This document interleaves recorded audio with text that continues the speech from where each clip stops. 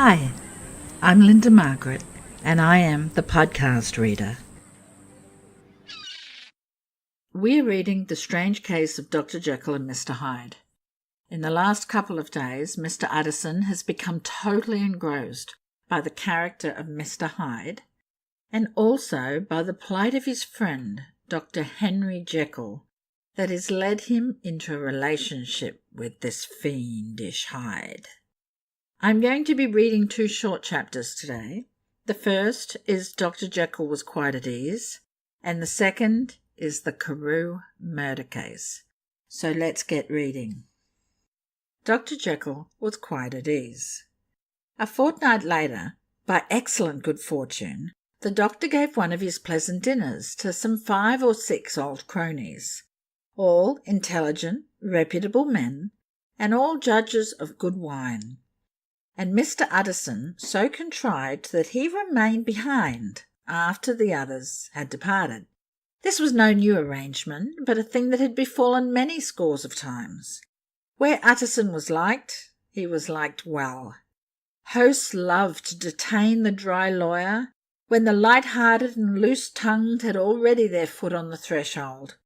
They liked to sit a while in his unobtrusive company, practising for solitude, sobering their minds in the man's rich silence after the expense and strain of gaiety. To this rule Dr. Jekyll was no exception, and as he now sat on the opposite side of the fire, a large, well-made, smooth-faced man of 50, with something of a stylish cast perhaps, but every mark of capacity and kindness, you could see by his looks that he cherished for Mr. Utterson a sincere and warm affection. "I've been waiting to speak to you, Jekyll," began the latter. "You know that will of yours." A close observer might have gathered that the topic was distasteful, but the doctor carried it off gaily. "My poor Utterson," said he, "you are unfortunate in such a client. I never saw a man so distressed as you were by my will, unless it were that hidebound pedant, Lanyon, at what he called my scientific heresies. Oh, I know he's a good fellow, you needn't frown, an excellent fellow, and I always mean to see more of him, but a hidebound pedant for all that, an ignorant, blatant pedant. I was never more disappointed in any man than Lanyon." "You know I never approved of it," pursued Utterson, ruthlessly discarding the fresh topic. "My will? Yes, certainly I know that," said the doctor, a trifle sharply. "You have told me so." "Well, I'll tell you again," continued the lawyer. "I have been learning something of young Hyde." The large, handsome face of Dr. Jekyll grew pale to the very lips, and there came a blackness about his eyes. "I do not care to hear more," said he. "This is a matter I thought we had agreed to drop." "What I heard was abominable," said Utterson. "It can make no change. You do not understand my position," returned the doctor, with a certain incoherency of manner. "I am painfully situated, Utterson. My position is a very strange one. It is one of those affairs that cannot be mended by talking." "Jekyll," said Utterson, "you know me. I am a man to be trusted. Make a clean breast of this in confidence, and I make no doubt I can get you out of it." "My good Utterson," said the doctor, "this is very good of you. This is downright good of you, and I cannot find words to thank you in. I believe you fully. I would trust you before any man alive, before myself, if I could make the choice. But indeed it isn't what you fancy, and it's not as bad as that." "My good Utterson," said the doctor, "this is very good of you. This is downright good of you, and I cannot find words to thank you in. I believe you fully. I would trust you before any man alive, before myself, if I could make the choice. But indeed it isn't what you fancy. It is not as bad as that. And just to put your good heart at rest, I will tell you one thing. The moment I choose, I can be rid of Mr. Hyde.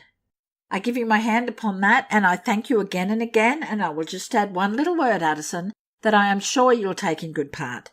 This is a private matter, and I beg of you to let it sleep." Utterson reflected a little, looking in the fire. "I have no doubt you are perfectly right," he said at last, getting to his feet. "Well, but since we have touched upon this business, and for the last time, I hope," continued the doctor, "there is one point I should like you to understand. I have really a very great interest in poor Hyde. I know you have seen him. He told me so, and I fear he was rude. But I do sincerely take a very great interest in that young man. And if I am taken away, Utterson, I wish you to promise me that you will bear with him and get his rights for him. I think you would, if you knew all, and it would be a weight off my mind if you would promise." "I can't pretend that I shall ever like him," said the lawyer. "I don't ask that," pleaded Jekyll, laying his hand upon the other arm. "I only ask for justice. I only ask you to help him for my sake when I am no longer here." Utterson heaved an irrepressible sigh. "Well," said he, "I promise." The next chapter is the Carew Murder Case. Nearly a year later, in the month of October, 18-something, London was startled by a crime of singular ferocity and rendered all the more notable by the high position of the victim. The details were few and startling. A maidservant, living alone in a house not far from the river, had gone upstairs to bed about 11. Although a fog rolled over the city in the small hours, the early part of the night was cloudless, and the lane, which the maid's window overlooked, was brilliantly lit by the full moon.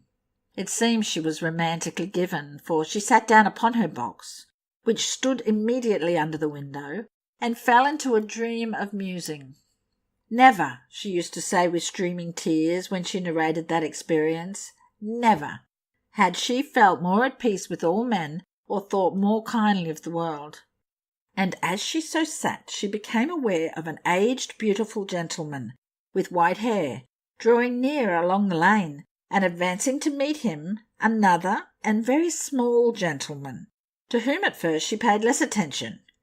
When they had come within speech, which was just under the maid's eyes, the older man bowed and accosted the other with a very pretty manner of politeness. It did not seem as if the subject of his address were of great importance. Indeed, from his pointing, it sometimes appeared as if he were only inquiring his way. But the moon shone on his face as he spoke, and the girl was pleased to watch it. It seemed to breathe such an innocent and old-world kindness of disposition, yet with something high too, as of a well-founded self-content. Presently her eye wandered to the other, and she was surprised to recognize in him a certain Mr Hyde, who had once visited her master, and for whom she conceived a dislike. He had in his hand a heavy cane, with which he was trifling, but he answered never a word and seemed to listen with an ill-contained impatience. And then, all of a sudden, he broke out in a great flame of anger, stamping with his foot, brandishing the cane, and carrying on, as the maid liked to describe it. And then, all of a sudden, he broke out in a great flame of anger, stamping with his foot, brandishing the cane, and carrying on, as the maid described it, like a madman. The old gentleman took a step back, with the air of one very much surprised and a trifle hurt, and at that Mr Hyde broke out of all bounds and clubbed him to the earth, and next moment, with ape-like fury, he was trampling his victim underfoot and hailing down a storm of blows, under which the bones were audibly shattered and the body jumped upon the roadway. At the horror of these sights and sounds, the maid fainted. It was 2 o'clock when she came to herself and called for the police. The murderer was gone long ago, but there lay his victim in the middle of the lane, incredibly mangled. The stick with which the deed had been done, although it was of some rare and very tough and heavy wood, had broken in the middle under the stress of this insensate cruelty, and one splintered half had rolled in the neighbouring gutter. The other, without doubt, had been carried away by the murderer. A purse and gold watch were found upon the victim, but no cards or papers, except a sealed and stamped envelope, which he had been probably carrying to the post, and which bore the name and address of Mr Utterson. This was brought to the lawyer the next morning, before he was out of bed, and he had no sooner seen it and been told the circumstances that he shot out a solemn lip. "I shall say nothing till I have seen the body," said he. "This may be very serious. Have the kindness to wait while I dress." And with the same grave countenance he hurried through his breakfast and drove to the police station, whither the body had been carried. As soon as he came into the cell he nodded. "Yes," said he, "I recognise him. I am sorry to say that this is Sir Danvers Carew." "Good God, sir!" exclaimed the officer. "Is it possible?" And the next moment his eye lighted up with professional ambition. "This will make a deal of noise," he said, "and perhaps you can help us to the man." And he briefly narrated what the maid had seen and showed the broken stick. Mr. Utterson had already quailed at the name of Hyde, but when the stick was laid before him he could doubt no longer. Broken and battered as it was, he recognised it for one that he had himself presented many years before to Henry Jekyll. "Is this Mr. Hyde a person of small stature?" he inquired. "Particularly small and particularly wicked-looking is what the maid calls him," said the officer. Mr. Utterson reflected, and then, raising his head, "If you will come with me in my cab," he said, "I think I can take you to his house." It was by this time about 9 in the morning and the first fog of the season. A great chocolate-coloured pall lowered over heaven, but the wind was continually charging and routing these embattled vapours, so that as the cab crawled from street to street, Mr. Utterson beheld a marvellous number of degrees and hues of twilight. For here it would be dark like the back end of evening, and there would be a glow of a rich lurid brown, like the light of some strange conflagration.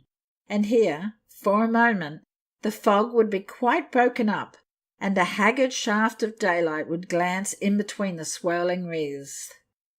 The dismal quarter of Soho, seen under these changing glimpses, with its muddy ways and slatternly passengers, and its lamps, which had never been extinguished or had been kindled afresh to combat this mournful reinvasion of darkness, seemed, in the lawyer's eyes, like a district of some city in a nightmare.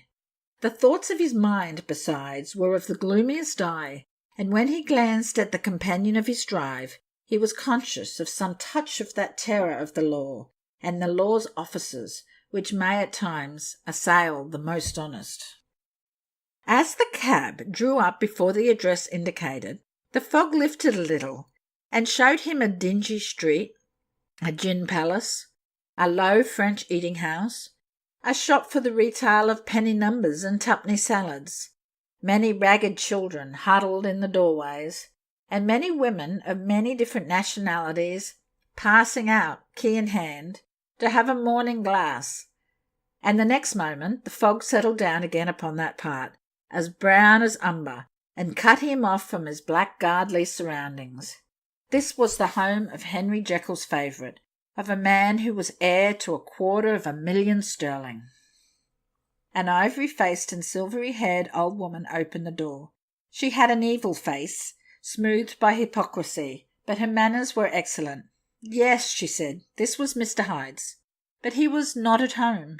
He had been in that night very late, but he had gone away again in less than an hour. There was nothing strange in that. His habits were very irregular, and he was often absent. For instance, it was nearly 2 months since she had seen him till yesterday.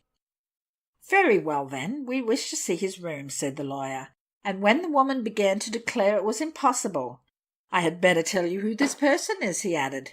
This is Inspector Newcomen of Scotland Yard. A flash of odious joy appeared upon the woman's face. Ah, said she, he is in trouble. What has he done? Mr. Utterson and the inspector exchanged glances. You don't seem a very popular character, observed the latter. And now, my good woman, just let me and this gentleman have a look about us.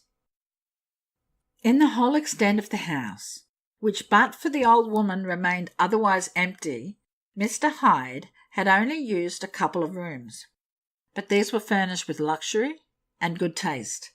A closet was filled with wine, the plate was of silver, the napery elegant, a good picture hung upon the walls, a gift, as Utterson supposed, from Henry Jekyll, who was much of a connoisseur, and the carpets were of many plies and agreeable in colour. At this moment, however, the rooms bore every mark of having been recently and hurriedly ransacked. Clothes lay about the floor with their pockets inside out. Lock-fast drawers stood open, and on the hearth there lay a pile of grey ashes, as though many papers had been burned. From these embers the inspector disinterred the butt end of a green cheque-book, which had resisted the action of the fire. The other half of the stick was found behind the door, and as this clinched his suspicions, the officer declared himself delighted. A visit to the bank, where several £1,000 were found to be lying to the murderer's credit, completed his gratification. "You may depend upon it, sir," he told Mr. Utterson. "I have him in my hand. He must have lost his head, or he would never have left the stick, or above all burned the cheque-book. Why, money's life to the man. We have nothing to do but wait for him at the bank and get out the handbills." This last, however, was not so easy of accomplishment, for Mr. Hyde had numbered few familiars. Even the master of the servant-maid had only seen him twice. His family could nowhere be traced. He had never been photographed, and the few who could describe him differed widely, as common observers will. Only on one point were they agreed, and that was the haunting sense of unexpressed deformity with which the fugitive impressed his beholders. Now Mr. Utterson is totally involved in this mystery. He dines with Henry Jekyll and is reassured that the person of Mr. Hyde can be gotten rid of at any moment and is to be treated with kindness and support. A whole year passed before a gruesome murder takes place, in which Sir Danvers Carew is beaten to death. Mr. Utterson aids the Scotland Yard police to the premises of Mr. Hyde, only to find that he appears to have made a hasty retreat. Mr. Hyde has slipped back into the shadows, for now. Until tomorrow, at least. This is the podcast reader, and I am Lynda Margaret.